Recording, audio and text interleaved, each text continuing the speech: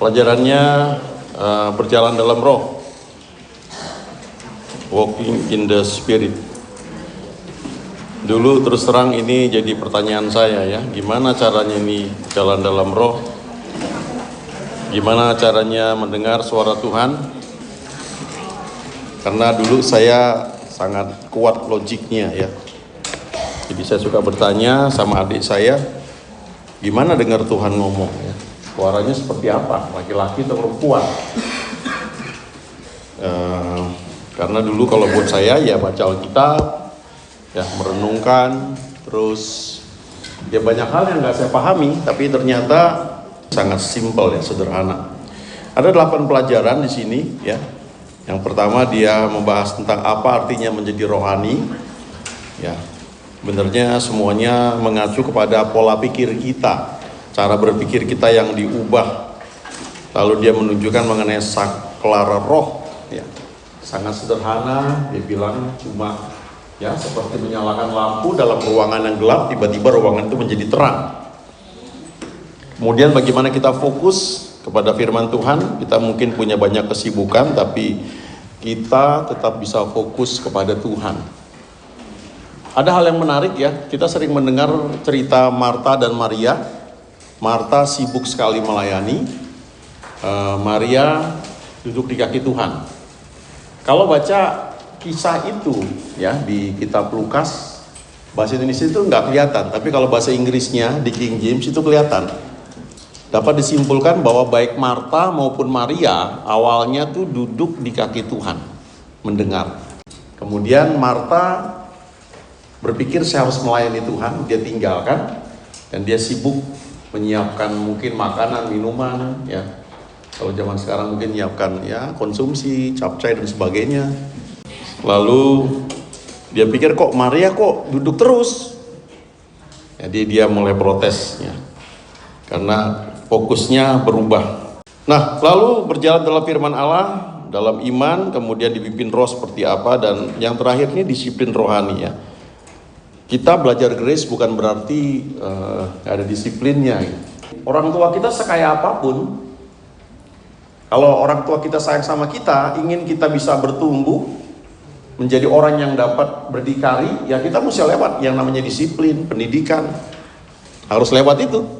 Ya, jadi kita belajar grace jangan sampai kita terus berpikir, oh kok begitu tuh gak grace, enggak seperti itu. Ya. Grace itu tidak membuat kita tuh menjadi orang yang lost gitu semuanya, nggak hidup semaunya, enggak seperti itu ya. Nah kita lihat slide berikutnya, ya ini 3 bagian manusia, ada roh, jiwa dan tubuh. Roh itu waktu terima Tuhan Yesus menjadi lahir baru. Ada beberapa buku yang bahas roh itu meliputi hati nurani, kemudian intuisi, sesuatu yang bisa ditangkap tapi dengan logika kita, panca indera kita nggak bisa dijelaskan. Lalu ada fellowship, ya. Kemudian kalau jiwa jelas ya, kita tahu itu ada pikiran, ada tekad, ada bukan jiwa di sini tapi emosi. Nah, tubuh ada kepala, ada badan dan anggota tubuh. Nah kemudian fokus kita sebenarnya di pikiran, karena pikiran kita itu seperti program yang akan mengatur sistem emosi kita juga. Kapan kita marah, kapan kita tertawa, itu ada programnya. Nah jadi kalau pikirannya dirubah, emosi kita juga akan berubah ya. Cara kita ngambil keputusan akan berubah juga.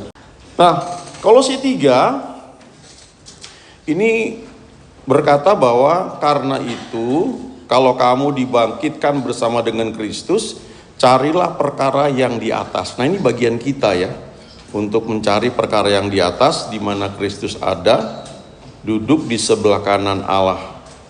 Lalu pikirkanlah perkara yang di atas. Nah ini juga bagian kita. Bagaimana kita setting pikiran kita tuh untuk perkara yang di atas. Dikatakan bukan yang di bumi. Nah saya menerjemahkannya begini, memikirkan dengan cara pikir dari atas itu untuk hal-hal yang kita hadapi di muka bumi ini. Lalu ayat 3 itu alasannya, karena kamu telah mati ya, waktu terima Tuhan Yesus kita dikuburkan lewat baptisan itu, kemudian dibangkitkan. Lalu dikatakan hidupmu tersembunyi bersama dengan Kristus di dalam Allah. Ya, salah satu terjemahan bahasa Inggris ini bagus sekali. Your life has been safely guarded by the Messiah in God. Hidupmu itu sudah dengan aman dijaga oleh Mesias di dalam Allah. Itu alasannya. Karena itu, carilah perkara yang di atas. Ubah cara berpikirmu, fokus ke sana, bagaimana menghadapi yang ada di muka bumi ini. Ya itu butuh waktu seumur hidup ya. Step by step kita belajar dari banyak orang, dari banyak hamba Tuhan. Ingat waktu Yohanes 2 ya, air menjadi anggur tuh. Waktu itu belum terjadi kan dikatakan ada perkawinan di Kana. Ibu Yesus ada di situ. Lalu murid-murid Yesus dan Yesus juga diundang ke situ. Itu sebelum terjadi mujizat. Siapa tuh Ibu Yesus? Orang yang sangat kenal Yesus. Karena dia ngalamin, malaikat Gabriel datang kasih tahu kamu akan hamil tanpa kamu berhubungan dengan suamimu. Karena rahimmu dipinjam untuk firman itu menjadi manusia. Dia merasakan ke 9 bulan. Terus waktu Yesus lahir, umur 12 tahun sudah terlihat sangat pandai. Lalu ketika dicari dia ngilang. Dia sedang berdiskusi dengan para ahli Taurat. Lalu ketika ditegur, "Nak, kemana kamu? Kami cari kamu." Lalu dia jawab, "Bukankah aku harus ada di rumah Bapakku?" Lalu semua orang diam. Tapi Alkitab berkata Maria menyimpan itu dalam hatinya. Jadi Maria ini kenal sekali dengan bayi yang dikandungnya itu yang kemudian tumbuh. Dan dia tahu ini memang utusan dari Tuhan ke muka bumi. Makanya ketika mereka kehabisan anggur, terus Ibu Yesus bilang sama orang-orang yang ada, "Apa yang diperintahkan kamu lakukan." Nah, itu namanya belajar dari orang yang sudah kenal Tuhan. Hidupmu tuh tersembunyi gitu. Jadi cara kerjamu, cara kamu melakukan sesuatu juga harus dengan cara Dia. Ketika dikatakan carilah dahulu kerajaan Allah dan kebenarannya, itu artinya kita mengakui bahwa kerajaan Allah itu ada di dunia ini. Itu satu sistem di mana kita menjadi salah satu warganya. Dan kita bergerak dengan hukum-hukum kerajaan itu. Makanya fokus kita mencari kerajaannya, kebenarannya, bagaimana cara kerjanya. Maka semua yang dicari orang dunia akan ditambahkan kepada kita. Ya. Tentu kita bekerja, kita lakukan bagian kita, buka bisnis, tapi fokus kita adalah dalam rangka memenuhi apa yang Tuhan rancangkan buat kita. Nanti dengan sendirinya yang orang lain cari itu akan ditambahkan kepada kita. Slide berikutnya, ini ada gambar. Jadi waktu itu ada perlombaan untuk memberi ilustrasi yang disebut damai itu apa. Ternyata pemenangnya ini ya. Itu gambar yang sebelah kiri itu adalah air terjun, di luar itu ada badai gitu ya. Lalu di balik air terjun itu ada sarang burung. Yang sebelah kanan ini adalah diperbesar gitu. Di situ aman karena nggak ada yang berani mendekat di situ. Tapi di luar ada badai. Jadi diceritakan bahwa yang disebut damai itu bukan karena nggak ada gejolak, bukan karena nggak ada masalah, bukan. Tapi di tengah masalah, di tengah badai, ada keteduhan. Itu yang dimiliki oleh Yesus ketika dia tuh tertidur di perahu ketika ada badai. Jujur saya belum ngerti sampai sekarang kenapa Yunus juga bisa tertidur ketika ada badai. Ya. Tapi Yesus kita tahu dia punya damai yang luar biasa. Kemudian lukisan ini difoto oleh namanya Jack A. Dawson. Ya. Jadi ini dia punya galeri, dia kumpulkan foto-foto yang bagus. Salah satunya ini, dan dia kasih ayat ini, ya. di Injil Yohanes pasal 16 ayat 33 ya, di slide berikutnya itu. Peace in the midst of the storm ya. Ada damai di tengah-tengah badai. Kalau kita lihat gambar yang kanan, ini Mazmur 91. Orang yang duduk dalam lindungan yang maha tinggi dan bermalam dalam naungan yang maha kuasa akan berkata kepada Tuhan. Tapi kalau dibuat menjadi personal, aku duduk dalam lindungan yang maha tinggi, aku diam dalam naungan Tuhan, dan seterusnya. Nah, bahasa Inggrisnya itu He that dwell in the secret place. Jadi tempat yang rahasia, tempat di mana kita merasakan ada Tuhan, tempat rahasia di mana nggak semua orang tahu. Itu hanya orang-orang yang membangun hubungan dengan Tuhan. Dan di situ ada keteguhan. Waktu hari cerah kita bisa lihat seperti itu, tapi pada waktu ada badai seperti ini, yang di sebelah kiri.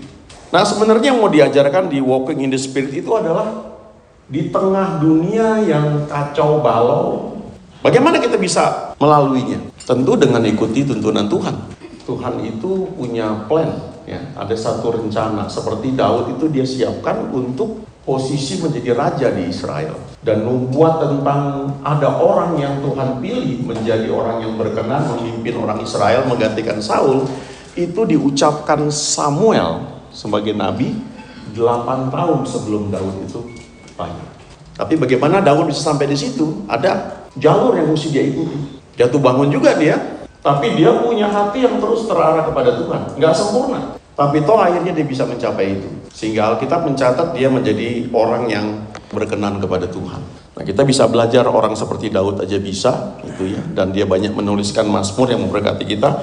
Apalagi tentunya kita yang hidup di perjanjian baru, di mana ada Roh Kudus dalam hati kita, ya, menemani kita, membimbing kita. Makanya pelajarannya di situ kan berjalan dalam firman Allah.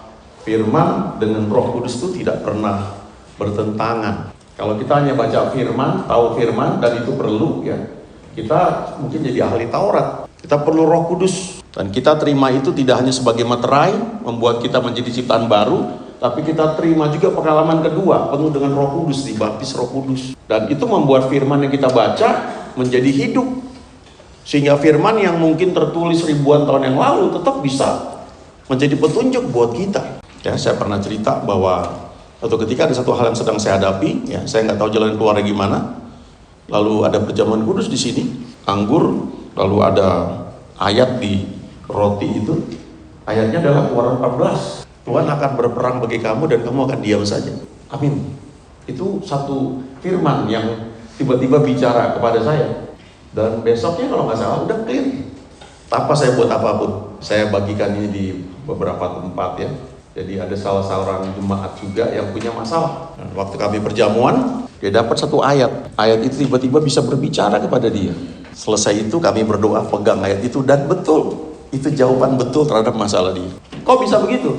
Ada firman, ada Roh Kudus. Simpel sekali sebenarnya berjalan dalam roh itu. Setelah tahu, ya, dulu saya pikir, waduh, susah banget. Nah, kemudian kita melihat Tuhan tuh berbicara melalui apa saja. Ya, banyak sekali. Tapi saya cuma buat di situ ada 7. Tentunya bisa lebih, ya, berbagai bentuk.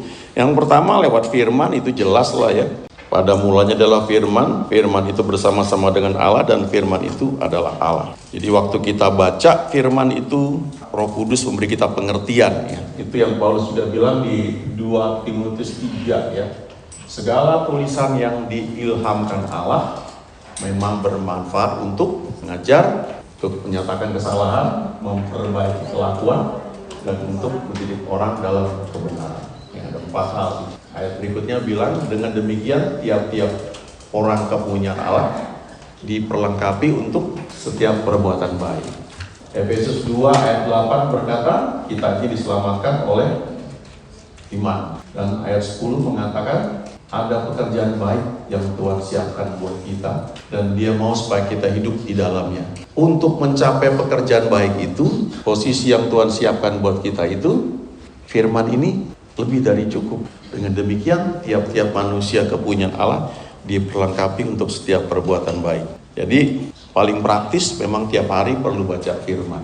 Baca firman itu menolong kita untuk bisa punya stok firman. Yang kedua, ya Roh Kudusnya. Roh Kudus pembimbing kita menghidupkan firman, sehingga apa yang kita baca itu bisa jadi kita tahu aplikasinya. Kemudian lewat persekutuan kita dengan Tuhan, lewat doa, kita pakai bahasa roh. Itu bagian dari membuat antena rohani kita jadi tajam, ya, bisa menangkap, dan Tuhan akan banyak bicara. Lalu lewat keadaan dan peristiwa hidup, ya, kadang-kadang Tuhan pakai banyak hal bicara kepada kita. Karena Roma 8 ayat 28 berkata, Allah turut bekerja dalam segala hal dengan tujuan mendatangkan kebaikan. Bagi siapa? Orang-orang yang mengasihi. Iya, ada syaratnya, bagi orang yang mengasihi Dia, lalu yang mau ikut rencananya. Ya, jadi dua hal itu. Yang pertama tuh karena kita mengasihi Tuhan, dan akibatnya salah satu bentuk kita mengasihi Tuhan adalah mau ikut rencananya. Maka kita bisa nyanyi lagu yang terkenal, semua baik. Ya. Asalkan punya dua hal itu. Tapi jangan lupa ya, itu kan Roma 8 ayat 28 ya. Ayat 26-nya kan Roh membantu kita untuk berdoa dengan keluhan-keluhan yang tidak terucapkan. Nah, itu bahasa roh salah satu bentuk. Dengan kita berdoa lebih dahulu, kita seperti mengatur di depan itu supaya sesuai rencana Tuhan. Nggak perlu salah belok lagi gitu. Jadi kalau cuma ayat 28 aja, kita bisa menjadi bukan korban, saya bilang ya. Sesuatu terjadi lalu kita bilang semua akan jadi baik. Tapi sebenarnya kalau kita bahasa roh dulu, mungkin itu nggak perlu terjadi gitu. Ngerti maksudnya ya? Sama kayak orang bilang, saya masuk penjara, saya ketemu Tuhan. Kalau saya nggak masuk penjara, saya nggak ketemu Tuhan. Saya bersyukur masuk penjara, jadi ketemu Tuhan. Sebenarnya kamu nggak perlu masuk penjara untuk ketemu Tuhan. Jadi ada banyak hal yang bisa kita hindari kalau lebih dahulu kita salah satunya berbahasa roh, berdoa. Karena doa itu membentuk sesuatu di depan itu. Berikutnya lewat orang lain, ya Tuhan bisa bicara, ya lewat pendeta, gembala kita. Saya pernah ya satu ketika diminta menggantikan satu pembicara yang nggak hadir, ya di satu acara kebaktian anak-anak muda. Lalu saya bilang, saya lagi cuci mobil di rumah waktu itu. Agak telat mungkin nyampe, nggak apa-apa, saya kasih tahu WL-nya untuk pokoknya siap-siap. Begitu saya naik itu udah pas penyembahan terakhir, jadi saya akan cepat duduk lagi. Begitu naik langsung nyampaikan firman Tuhan. Ada satu ilustrasi yang saya bilang begini, ya kalau Tuhan suruh kamu untuk sekolah, kamu harus sekolah. Saya tunjuk satu orang, ternyata orang itu sebenarnya duduk di belakang, tapi pas mau firman dia ke depan. Jadi pas saya tunjuk dia itulah saatnya dia butuh konfirmasi, perlu sekolah atau kerja. Dan saya tunjuk dia, kalau Tuhan suruh kamu sekolah, kamu harus sekolah. Itu peneguhan buat dia. Saya nggak tahu, tapi Tuhan bisa pakai banyak orang lain. Ya, itu contohnya seperti itu. Bukan sayanya hebat, bukan. Memang Tuhan bisa pakai.